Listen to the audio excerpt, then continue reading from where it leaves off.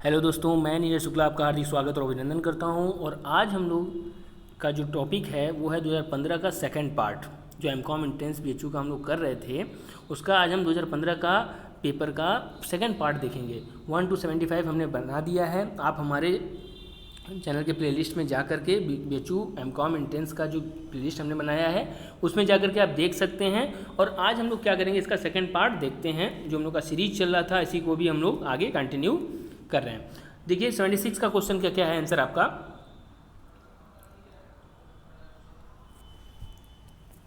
In case of profit prior to incorporation the gross profit is apportioned between pre incorporation and post incorporation period on the basis of किसके according ये चीज़ बढ़ती है। तो ये बढ़ती है आपकी रिप्रेजेंटेटिव सेल्स रेशियो के अकॉर्डिंग। ठीक है, अगर ग्रॉस प्रॉफिट होता है तो उसको हम लोग इसके अकॉर्डिंग क्या करते हैं, बांटते हैं। ठीक है, नेक्स्ट क्या है देखिए, loss prior to incorporation account is shown under.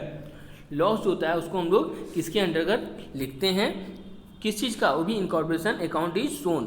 तो कैसे होता है ये देख लीजिए, किसमें हम देखिए लिखते हैं हम लोग third, miscellaneous expenditure on the asset side of the balance sheet to the extent not written off. इसमें हम लोग इस चीज़ को लिखते हैं। ठीक है, जो भी नई राइट ऑफ होता है उसी बैलेंस को हम लोग क्या करते हैं, बैलेंस शीट में एसेट साइड में इसको लिखा जाता है। ओके, 78 का देखिए, issue of bonus share is regulated under. किसके अकॉर्डिंग ये रेगुलेट होता है, तो ये आपका रेगुलेट होता है according to the provision of the articles of association and SEBI guidelines. ठीक है, यानी कि एओए पार्षद अंतर नियम और सेबी के गाइडलाइन के अकॉर्डिंग क्या करते हैं, इसका एसोसिएशन होता है। किस चीज़ का, बोनस शेयर का इशू का। ठीक है, bonus share are issued. Bonus share किसके अकॉर्डिंग इशू किए जाते हैं, तो ये आपको इशू किए जाते हैं when security premium is collected is cash only. जब सिक्योरिटी प्रीमियम आपका क्या होता है, कैश में कलेक्ट हो जाता है, तो हम लोग क्या करते हैं, बोनस शेयर इशू कर सकते हैं। ठीक है, फिर क्या बोल रहा है 80 का देखिए, the final account of the company is prepared in accordance with. Final account जो है कंपनी का किस सेक्शन के अकॉर्डिंग बनता है, तो ये आपका बनता है सेक्शन 210 के अकॉर्डिंग। ठीक है, अब देखिए आगे बोर्ड करते हैं, क्या बोला है, window dressing refers to. Window dressing मतलब क्या होता है कि अपने व्यापार को जो है नहीं उसको उससे और अच्छा दिखाना ही क्या कहलाता है, विंडो ड्रेसिंग दिखाता है। ठीक है, तो इसका देखिए आंसर क्या हो जाएगा आपका, showing position better than what actually it is. मतलब क्या, जो हम हैं नहीं वो चीज़ हम दिखाते हैं, तो वही क्या कहलाता है, हमारा विंडो ड्रेसिंग कहलाता है। When the dividend exceed 20% of the paid up capital.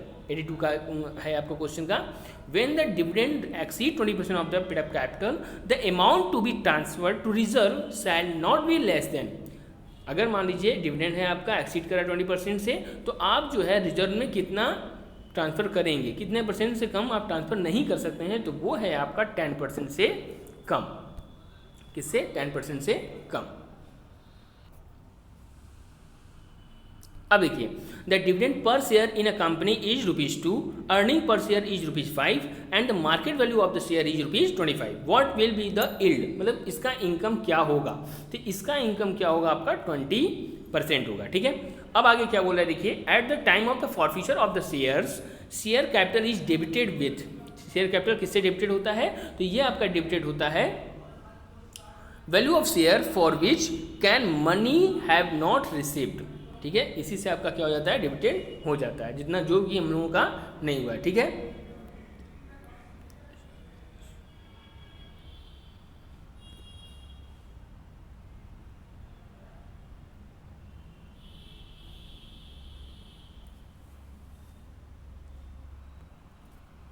एक मिनट ध्यान दीजिएगा, ये क्वेश्चन थोड़ा सा प्रॉब्लम है, क्योंकि at the time of the forfeiture of the share capital is debited with. जो शेयर कैपिटल का जो डेबिट किया जाता है, हम बीएचयू के क्वेश्चन के अकॉर्डिंग बता रहे हैं, तो ये आपका फोर्थ वाला ऑप्शन बीएचयू का है। ठीक है, value of the share of the for forfeiture can money have not been received, मगर ये ऐसा नहीं होगा।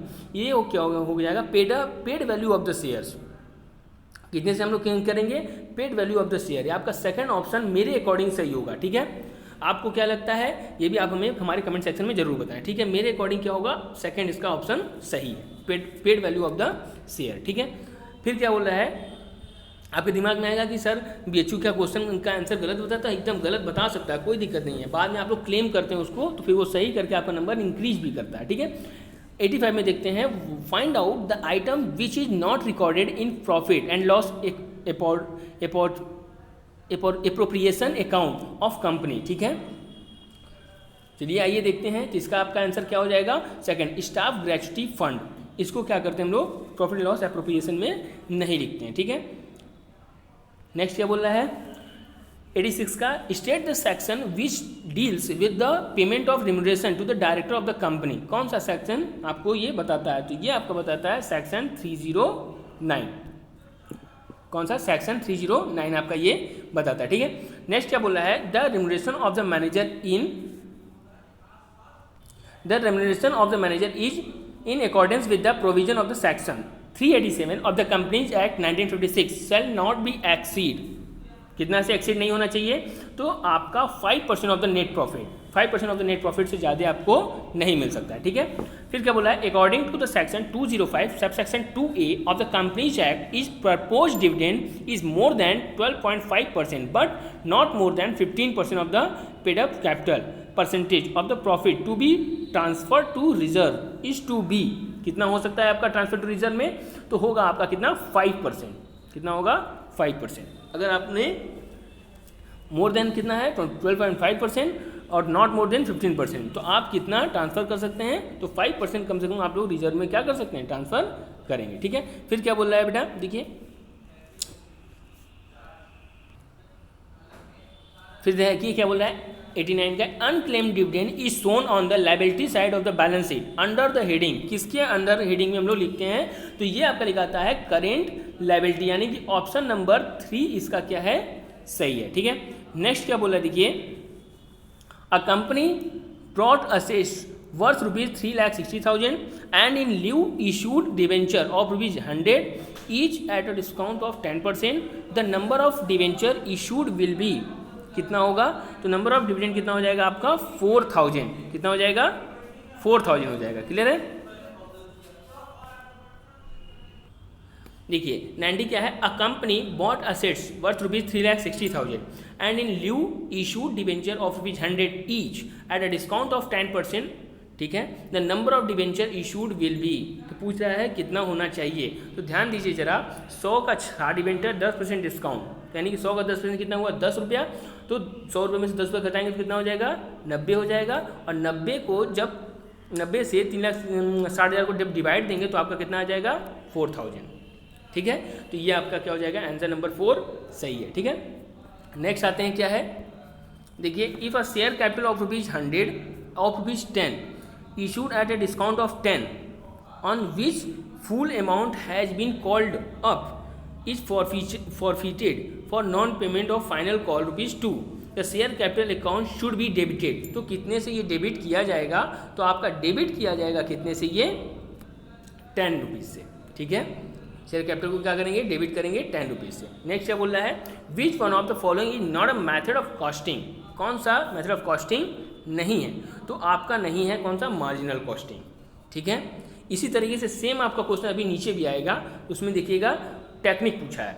हाँ 93 देखिए, which one of the following is not a technique of costing. तब देखिए टेक्निक कौन सा नहीं है? तो मल्टीपल कॉस्टिंग आपका टेक्निक नहीं है। मार्जिनल कॉस्टिंग, स्टैंडर्ड कॉस्टिंग और एब्जॉर्प्शन कॉस्टिंग आपका टेक्निक है, मगर मल्टीपल कॉस्टिंग टेक्निक नहीं है। ठीक है, चलिए अब आगे देखते हैं।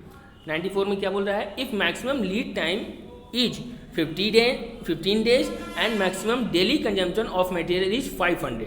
ठीक है, तो यूनिट, तो reorder level of the stock कितना होगा?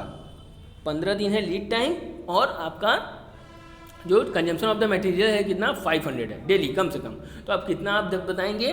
तो आप बताएंगे 15 × 500, यानी कि 7500 यूनिट्स आपको क्या करना पड़ेगा? रीऑर्डर लेवल रखना पड़ेगा, क्योंकि आपका मैक्सिमम लीड टाइम कितना है? 15 है। ठीक है, नेक्स्ट क्या बोल रहा है क्वेश्चन? देखिए, earning of the labour rupees earning of the labour equal to hours worked into hourly rate plus 1/2 bracket में time saved into hourly rate in under किसके अंतर्गत आते हैं? तो ये आपके आते हैं हॉल से स्कीम के अंतर्गत। ये आपके कॉस्ट का क्वेश्चन है, ध्यान दीजिएगा। ठीक है, तो अगर हमने हॉल से बताया है तो आप रॉवर स्कैम का भी आप देख लीजिए। ठीक है, आगे देखिए क्या बोल रहा है? अब देखिए overhead is the sum of, overhead में हम लोग क्या क्या चीज़ जोड़ते हैं और क्या क्या चीज़ ये रहता है इसमें। तो इसमें क्या क्या रहता है आपका, standard cost, marginal cost and process cost, ये तीनों चीज़ें इसमें क्या होती हैं आपकी जुड़ी रहती हैं। एक minute, overhead is the sum of, overhead किसका सम है, तो ओवरहेड आपका है इनडायरेक्ट मटेरियल, इनडायरेक्ट लेबर और इनडायरेक्ट एक्सपेंसेस का, ठीक है, indirect material, indirect labour and indirect expenses का। ये आपका ऑप्शन नंबर 3 आपका सही है। नेक्स्ट क्या है आपका, there are 3 elements of cost, there are 3 elements of cost, they are, कौन कौन से हैं, मटेरियल, लेबर एंड एक्सपेंसेस, कौन कौन से हैं आपके, मटेरियल, लेबर एंड एक्सपेंसेस, ठीक है। नेक्स्ट क्या बोल रहा है, previous year of the assessment year 2014-15, ठीक है। तो ध्यान दीजिएगा, हमने टैक्स से रिलेटेड एक बहुत सारे वीडियो बनाए हैं, आप हमारे चैनल पे ही टैक्स नाम का एक प्लेलिस्ट है, उसमें जाके आप टैक्स रिलेटेड भी चीज़ों को आप देख सकते हैं। उसमें previous year, assessment year, casual income, ये सारी चीज़ों का हमने व्याख्यान किया है, ठीक है। उसको भी आप देख लीजिए तो और अच्छे से आपको ये चीज़ें क्लियर हो जाएंगी। ध्यान दीजिएगा, असेसमेंट ईयर का प्रीवियस ईयर क्या होता है, उसका बैक होता है। असेसमेंट ईयर का उसका प्रीवियस ईयर क्या होता है, उसका बैक ईयर होता है। मतलब बैक ईयर मतलब क्या, इसके पहले का ईयर 14-15 ये है, ठीक है। तो 14-15 ये है, तो इसका प्रीवियस ईयर क्या हो जाएगा आपका 13-14 हो जाएगा, यानी कि ऑप्शन नंबर 2 आपका सही हो जाएगा, ठीक है। क्लियर हो रहा है। आगे आते हैं, mister A was present in India, ठीक है, during the previous year 2013-14 for 59 day, अच्छा ठीक है।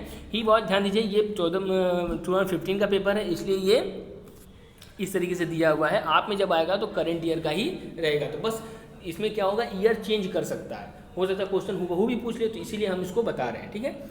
59 डेज रह रहा है। He was also present in India for 330 days during the preceding 3 previous year, 3 previous years में आपको क्या है, ये 330 दिन रह रहा है। For the previous year 2013-14 he is, तो ये क्या कहलाएगा, तो ये आपका कहलाएगा कौन सा, नॉन रेसिडेंट, क्या कहलाएगा, नॉन रेसिडेंट। इसके लिए आप क्या कीजिए, टैक्स का अगर आपके पास बुक है तो उसमें आप देख लीजिए, उसमें आपको क्या रहेगा कि जो बेसिक कंडीशन और एडिशनल कंडीशन कुछ होते हैं रेजिडेंशियल और नॉन रेजिडेंशियल और नॉट ऑर्डिनरी रेजिडेंशियल के लिए, उसको आप जरूर पढ़ लें, तो ये चीज़ें एकदम कॉन्सेप्ट आपकी क्लियर हो जाएंगी। नेक्स्ट क्या बोला है, 100 additional depreciation is allowed on, additional depreciation जो है किस पे अलाउड होता है, तो ये आपका अलाउड होता है new plant and machineries mean for production purpose, ठीक है, मीन फॉर प्रोडक्शन पर्पज होते हैं, तो उसी में क्या होता है, ये एडिशनल डेप्रिसिएशन अलाउड होता है, ठीक है। चलिए नेक्स्ट क्या बोला है, gain from sale of furniture is treated as long term capital gain if period of holding कितना होगा, तो हमने आप लोग पढ़े भी होंगे इस चीज़ को, हमने बताया भी है। अब हेड्स ऑफ द इनकम में जाके देख लीजिए आप, हमारे उसमें चैनल पे ही है tax related video. Exceed 36 month, जब कोई चीज़ 36 मंथ से ज़्यादा होता है तो वो कैपिटल गेन होता है, जब 36 मंथ से लॉन्ग टर्म कैपिटल गेन होता है, जब 36 मंथ से कम होता है तो वो होता है आपका शॉर्ट टर्म। मगर ये शेयर के केस में चेंज हो जाता है, शेयर में क्या हो जाता है कि 12 मंथ के ऊपर रहेगा तो लॉन्ग टर्म, और 12 मंथ के भीतर अगर रहेगा यानी कि अंडर रहेगा तो वो आपका क्या हो जाएगा, शॉर्ट टर्म, ठीक है। शेयर के केस में बस चेंज होता है, 1 ईयर में हो जाता है, और नहीं तो और सारी बाकी सब असेट्स में अगर 3 साल से ऊपर रहता है तो लॉन्ग टर्म, 3 साल से नीचे है तो शॉर्ट टर्म माना जाएगा, ठीक है। The alternative to cash basis of accounting is called, अच्छा the alternative to the cash basis, alternative to the cash basis कौन होता है, तो वो होता है आपका एक्रूअल। कौन होता है आपका, एक्रूअल मतलब उपार्जित, ठीक है। The records all daily transactions of a business in order in which they occur, ठीक है। तो किस में लिखते हैं हम लोग, जैसे ही होता है उसी चीज़ों को हम लोग जर्नल में लिखते हैं, ठीक है। तो हमने आपको बताया भी था, आप देख लीजिए हमारे वीडियो में जाकर के, जर्नल प्लस लेजर क्या होता है, बुक कीपिंग होता है, क्या होता है, ये दोनों कहाँ आते हैं, बुक कीपिंग में आते हैं, और इसके बाद का जो भी प्रोसेस होता है वो सारा अकाउंटिंग में आता है, ठीक है। तो ये सब सारी चीज़ें क्या होती हैं, ट्रायल बैलेंस वगैरह बनाते हैं हम लोग अकाउंटिंग में, तो ऐसा भी क्वेश्चन आपको मिल सकता है, ठीक है। Recording the transaction and events as and when they occur and classifying them into suitable accounts heading in is the subject matter of, किसमें होता है, देखिए आ ही गया आपके बुक कीपिंग, हमने अकाउंट बनाया जनरल में, उसके बाद उसको सब हेडिंग में डिवाइड दिया, तो वो आपका क्या कहला जाएगा, बुक कीपिंग के नाम से जाना जाता है, ठीक है।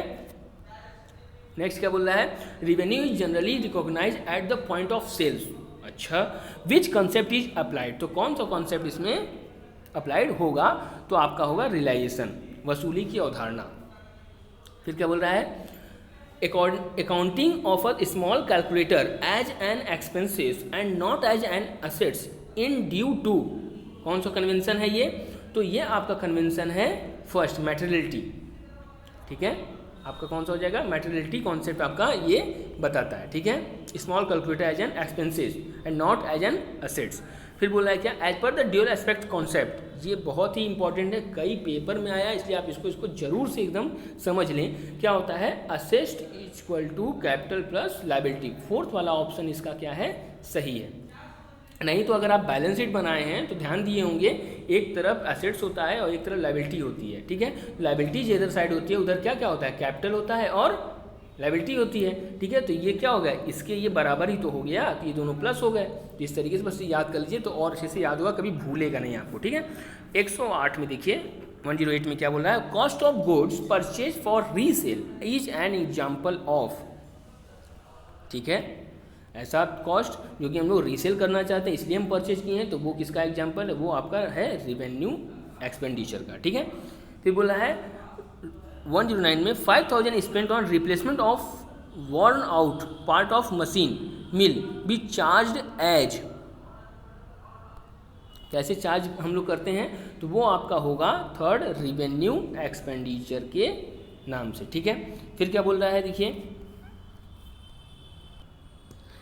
Amount spent on renewal of a licence is, renewal of the licence के लिए अगर हम लोग करते हैं तो वो आपका कहलाता है क्या चीज़, रिवेन्यू एक्सपेंडिचर।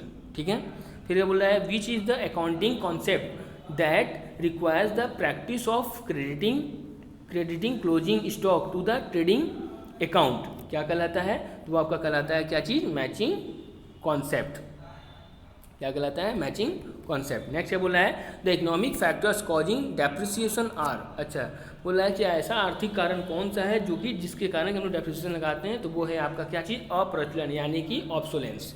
ठीक है, फिर बोला है accumulated depreciation is an example of, किसका एग्जाम्पल है, तो वो आपका एग्जाम्पल है किस चीज़ का, कॉन्ट्रा अकाउंट का। ठीक है, नेक्स्ट क्या है, the appropriate method of depreciation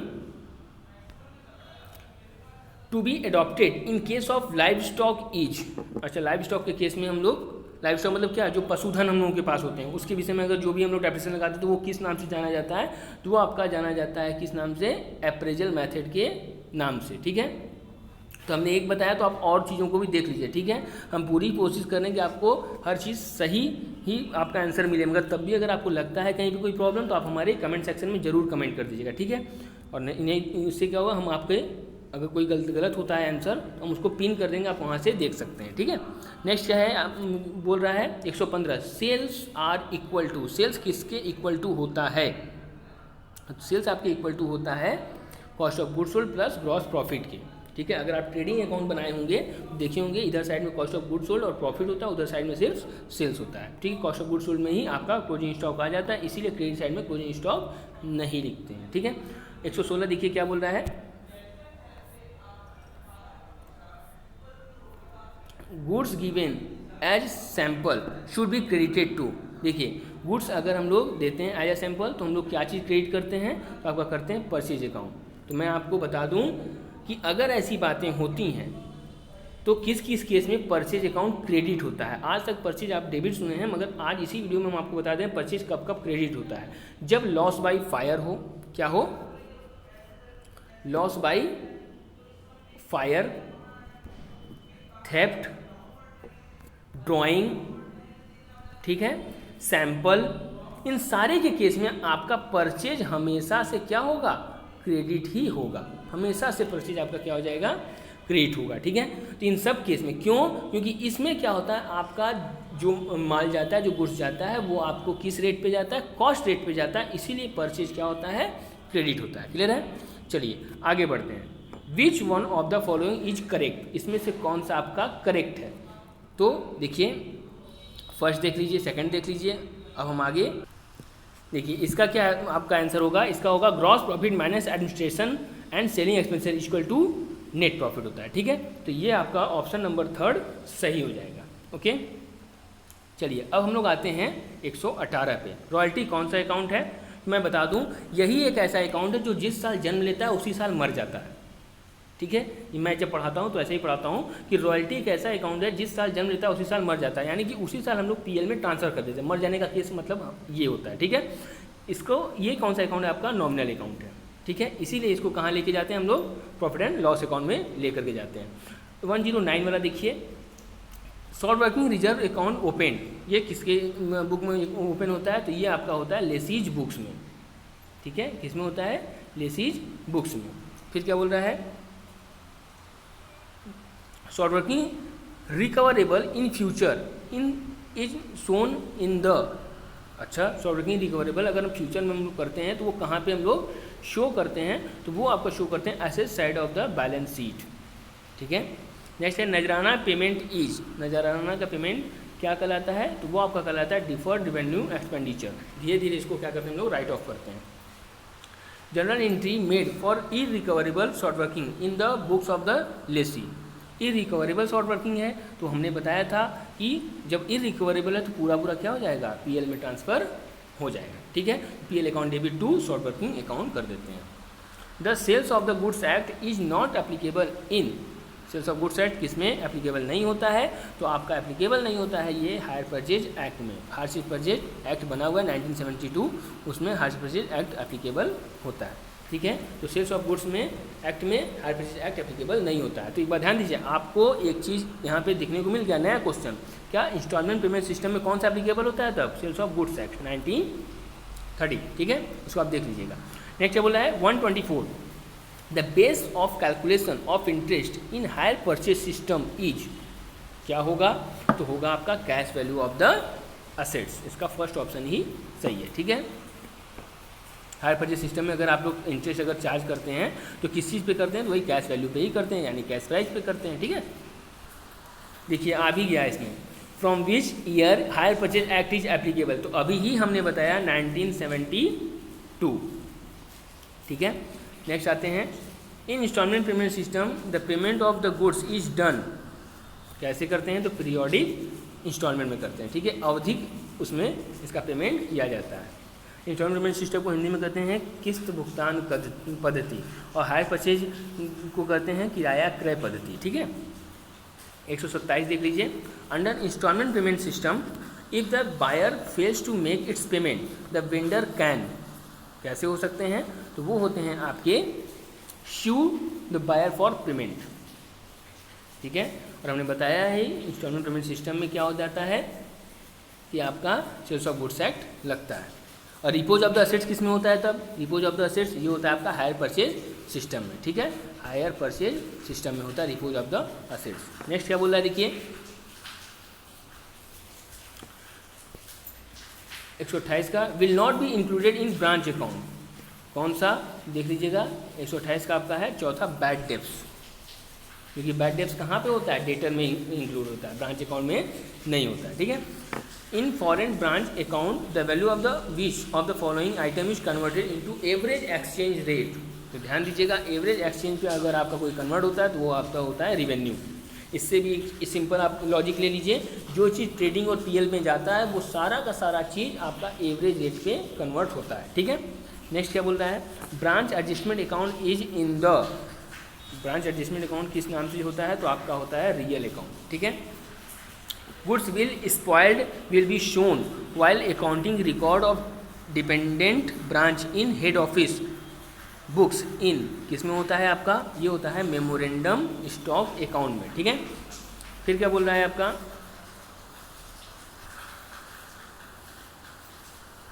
132 का देखिए, a branch normally sold goods cost plus 33 whole 1/3% in the year 14-15. The branch sold the goods of rupees 1,50,000. Cost of goods sold by branch will be कितना होगा? तो वो होगा आपका 1,12,500, यानी कि सेकंड ऑप्शन आपका इसका क्या हो जाएगा? करेक्ट हो जाएगा। ठीक है, फिर देखिए क्या बोल रहा है next question 133, balance of departmental profit and loss will be transferred, किस में ट्रांसफर करते हैं? तो ये आपका ट्रांसफ़र करते हैं in general profit and loss account में, ठीक है। नेक्स्ट है आपका क्या, under which ratio one component is converted is one, दूसरे में कन्वर्ट करते हैं, तो ये है आपका फाइनेंशियल पोजीशन रेशियो, ठीक है। बोला return on investment in ratio between, किसके किसके बीच का ये रेशियो है, तो ये आपका रेशियो है किस चीज़ का, नेट प्रॉफिट और कैपिटल एम्प्लॉयड के बीच का है ratio, return on investment. Current assets include, current assets में क्या चीज़ इंक्लूड होता है, तो करेंट असेट्स में आपका इंक्लूड होता है डेटर्स एंड प्रीपेड एक्सपेंसेस, ठीक है। फिर क्या बोल रहा है, the term fund as used in fund flow statement means, क्या होता है आपका, current assets minus current liability. Fourth option आपका क्या है, सही है।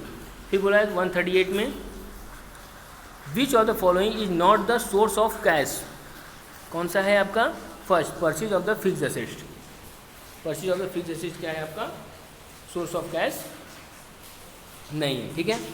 फिर देखिए क्या बोल रहा है 139, देखिए which of the following is not the application of cash, कौन सा एप्लीकेशन ऑफ कैश नहीं है, तो ये आपका है इंक्रीज इन आउटस्टैंडिंग एक्सपेंसेस, आपका ऑप्शन नंबर फर्स्ट क्या है, सही हो जाएगा, increase in outstanding expenses. Next क्या है, cash from operation is equal to, किसके इक्वल टू होता है वो, तो वो आपके इक्वल टू होता है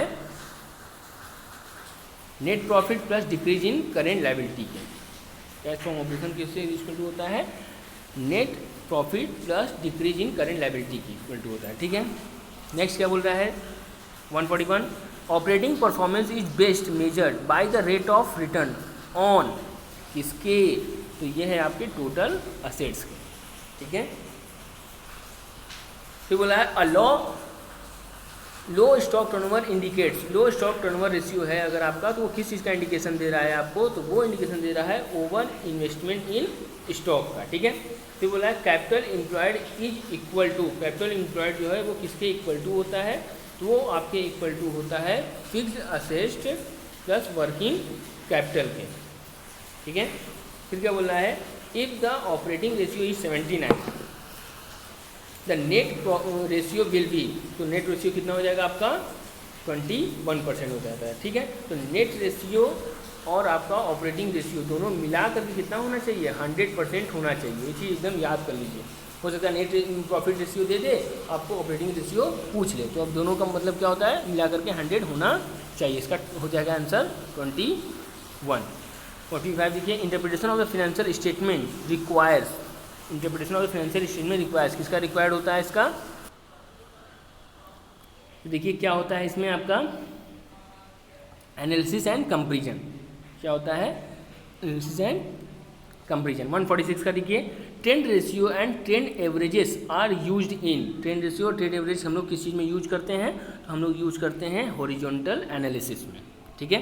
फिर क्या बोला है, when total of the sources side is higher than the total uses side the effect is, तो इफेक्ट आपका क्या कहलाएगा, तो वो आपका इफेक्ट कहलाता है इंक्रीजिंग वर्किंग कैपिटल कहलाता है, ठीक है।